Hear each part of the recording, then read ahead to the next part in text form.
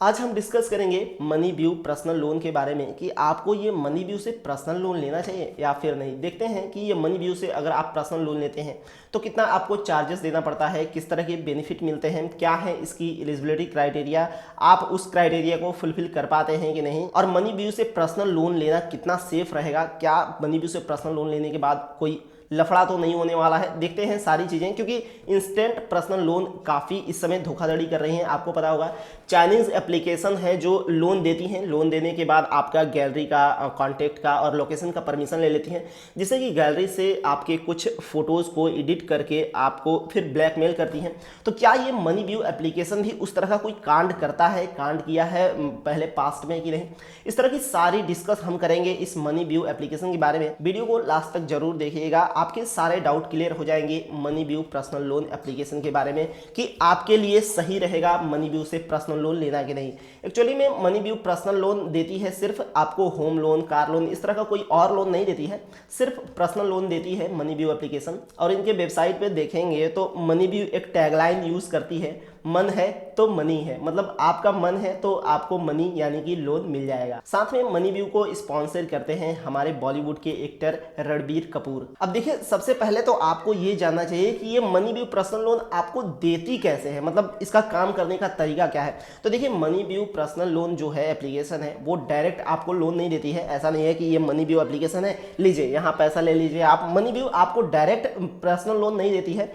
इस money view personal loan का काफ़ी कंपनियों से टाई अप है, जिसका कि आपको मतलब दूसरे कंपनियों से उठा के लोन देती है आपको। यानी कि एक तरह से कह सकते हैं कि मनी व्यू एप्लीकेशन बिचौलिए का काम करती है, दलाल का काम करती है। आपको शायद ये तो पता ही होगा कि जब आप बैंक से लोन लेने जाते हैं तो वहाँ पे आपको कोई डॉक्यूमेंट या प्रॉपर्टी का डॉक्यूमेंट शो करना होता है, ताकि वो एक गारंटर के तौर पे उस डॉक्यूमेंट को, उस प्रॉपर्टी के डॉक्यूमेंट को रख पाए, उसके बिहाफ पे आपको लोन दे पाए बैंक। लेकिन यहाँ पे जो मनी व्यू एप्लीकेशन है वो इस तरह का कोई भी डॉक्यूमेंट लेती नहीं है, सिर्फ आपके बैंक अकाउंट के 3 महीने के, 6 महीने के स्टेटमेंट से ही आपको लोन प्रोवाइड कर देती है। और यहाँ पे ऐसा पॉसिबल हो पाता है मनी व्यू के ही वजह से, क्योंकि मनी व्यू जो है वो एक दलाल का काम करती है, एक बिचौलिए का काम करती है।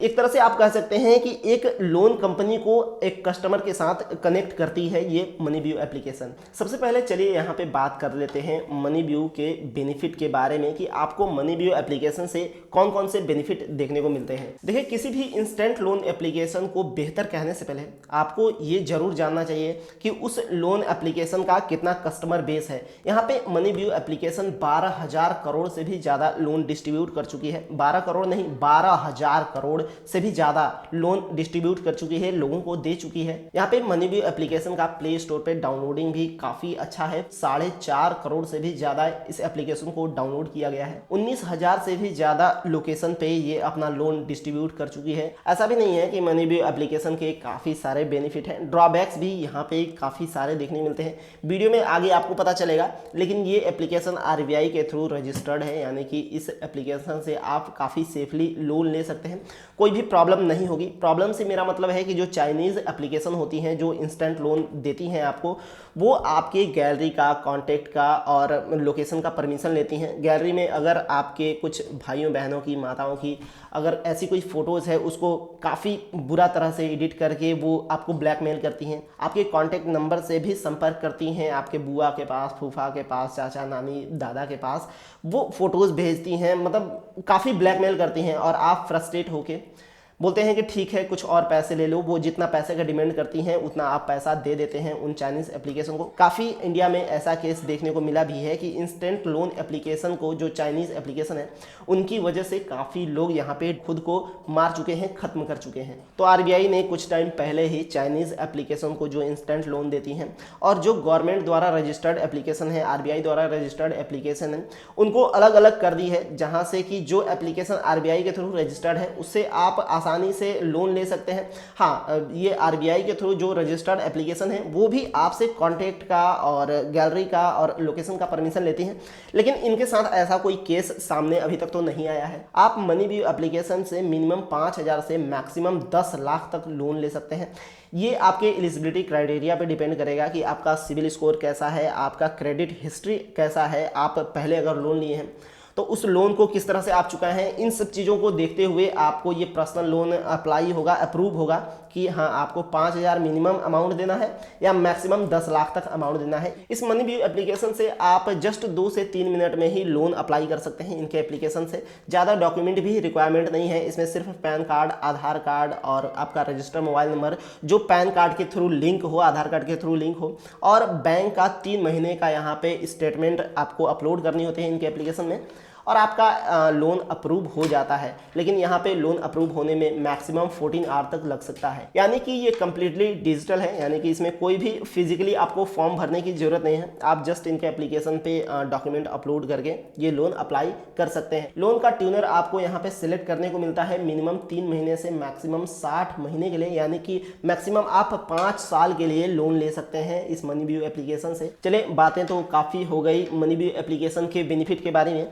अब यहाँ पे बात करते हैं मनी व्यू एप्लीकेशन के क्या है चार्जेस, आपको किस तरह के चार्जेस देने पड़ते हैं लोन लेने के लिए, किस तरह का इंटरेस्ट पे करना पड़ता है, मंथली इंटरेस्ट कितना आता है, प्रोसेसिंग फीस क्या लगता है, और क्या आपको कोई हिडन चार्जेस भी देना पड़ता है इस एप्लीकेशन में।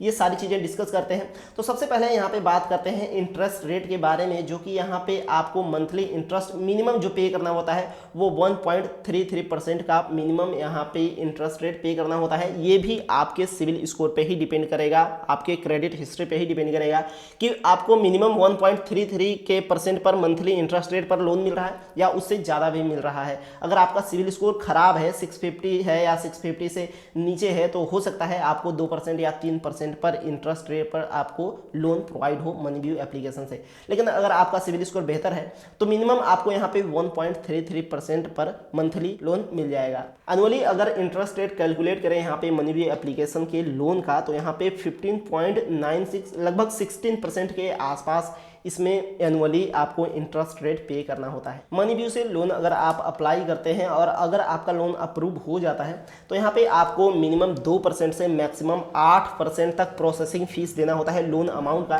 यानी कि मान लीजिए अगर आपने 10 लाख लोन लिया है तो यहाँ पे अगर आपका मिनिमम 2% का भी प्रोसेसिंग फीस लगा है तो 20,000 रुपये आपको सिर्फ प्रोसेसिंग फीस देना पड़ जाएगा। और अगर आपका सिविल स्कोर ठीक ठाक नहीं है, क्रेडिट हिस्ट्री भी खराब है, तो यहाँ पे मैक्सिमम 8% तक प्रोसेसिंग फीस लग सकता है, जो कि काफ़ी ज़्यादा अमाउंट हो जाएगा। प्रोसेसिंग फीस आपका लोन अकाउंट में आने से पहले ही काट लिया जाता है। यानी कि अगर 10 लाख का लोन आपका अप्रूव हुआ है, वो अकाउंट में आएगा तो 10 लाख कंप्लीटली नहीं आएगा, 9,80,000 रुपये ही आएगा। 20,000 रुपये आपको ये प्रोसेसिंग फीस काट लिया जाएगा लोन देने से पहले ही। थोड़ा सा सोचो कि अगर एक लोग को यहाँ पे 5 लाख भी लोन अप्रूव होता है तो यहाँ सीधा सीधा कमाई इनका 10,000 रुपये हो गया। क्योंकि ये बिचौलिया काम करते हैं, खुद से तो लोन देते नहीं हैं, दूसरे कंपनियों से लोन उठा के आपको प्रोवाइड करते हैं। तो लोन जो प्रोसेस कराते हैं उस कंपनी के थ्रू और आपको कस्टमर को दिया जाता है ये लोन, और ये बिचौलिया काम करते हैं तो इनको सीधा सीधा 2 से 8% का यहाँ पे फायदा होता है, जो कि लोन प्रोसेसिंग फीस लगता है। मनी व्यू से जैसे ही आप लोन लेते हैं, लोन आपके अकाउंट में आता है, उसी टाइम आपको ऑटो डेबिट सेट करना होता है। यानी कि EMI आप जो भरेंगे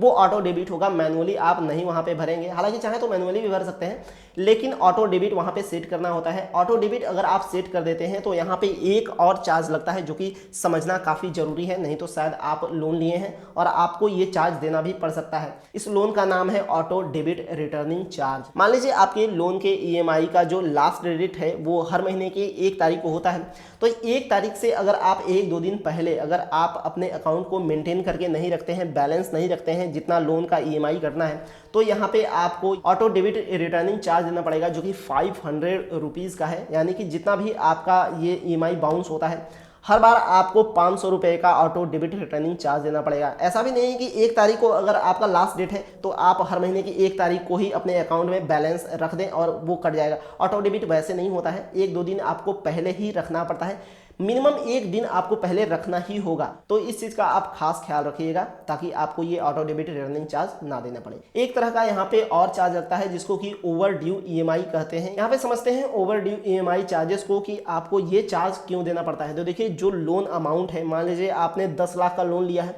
वहाँ पे जो आपका लोन का EMI बन रहा है, उस लोन के EMI को अगर आप बाउंस कर देते हैं डिफॉल्ट कर देते हैं तो यहाँ पे आपको 2% का मंथली चार्ज देना पड़ेगा। यानी कि मान लीजिए आप 10 लाख लिए हैं लोन यहाँ पे मनीबियो एप्लीकेशन से, और अगर आपका ईएमआई बाउंस होता है, डिफॉल्ट हो जाता है, तो यहाँ पे आपको सीधा सीधा 20,000 रुपये, एक दिन भी अगर डिफॉल्ट होता है आपका ईएमआई तो सीधा सीधा 20,000 रुपये आपसे चार्ज लिया जाएगा 10 लाख के लोन के लिए। उस तरह से आप कैलकुलेट कर सकते हैं, 5 लाख के लिए 10,000 का और 2.5 लाख के लिए आपको 5,000 का यहाँ पे ओवरड्यू ईएमआई चार्ज देना पड़ता है। अब बात करते हैं यहाँ पे एलिजिबिलिटी क्राइटेरिया के बारे में कि आपको मनीबियो एप्लीकेशन से लोन लेने के लिए क्या क्या एलिजिबिलिटी आपके पास होनी चाहिए। तो सबसे पहला तो एलिजिबिलिटी ये है कि आप सैलरीड या सेल्फ एम्प्लॉय होने ही चाहिए।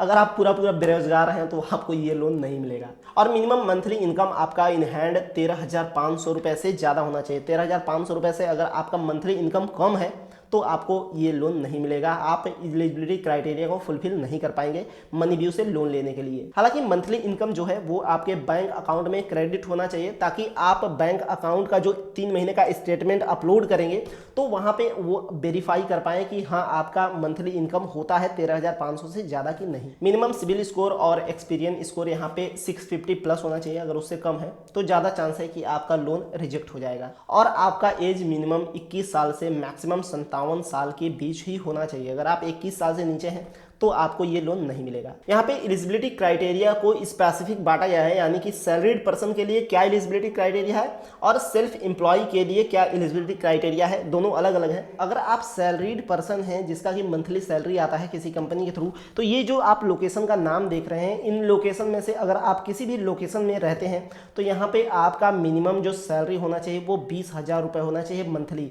इन लोकेशन पे अगर आप नहीं रहते हैं तो यहाँ पे आपका मंथली सैलरी 13,500 रुपये भी काम चल जाएगा। हालांकि सेल्फ एम्प्लॉय के लिए कोई भी लोकेशन बाउंडेशन नहीं है, आप किसी भी लोकेशन से आते हैं, अगर आपका 15,000 से ज़्यादा इनकम है, मंथली इनकम है, तो यहाँ पे आप इस लोन के लिए एलिजिबल हैं। देखिए इस एप्लीकेशन से लोन तो आप ले लेंगे, लेकिन किसी वजह से आप चाहते हैं कि बीच में ही लोन को क्लोज करा दें, यानी कि मान लीजिए आपने मनीबियो से लोन लिया है 10 लाख रुपए 1 साल के लिए, अगर आप 6 महीने में ही उसे क्लोज कराना चाहते हैं तो उसका क्या टर्म्स एंड कंडीशन है ये समझते हैं। अगर आपके मनीबियो का लोन ट्यूनर सिर्फ 6 महीने है, यानी कि 6 महीने या 6 महीने से कम है, तो यहाँ पे आप बीच में क्लोज नहीं करा सकते लोन को। और 7 महीने से 18 महीने के बीच है आपके लोन का ट्यूनर, तो यहाँ पे आप 6 EMI यानी कि 6 EMI पे करने के बाद अपने लोन को क्लोज करा सकते हैं। और 18 महीने से ज़्यादा सेलेक्ट किए हैं यहाँ पे लोन का ट्यूनर, यानी कि 18 महीने, 20 महीने, 24 महीने, 36 महीने, 48 महीने या फिर 60 महीने के लिए अगर आप लोन का ट्यूनर यहाँ पे सेलेक्ट किए हैं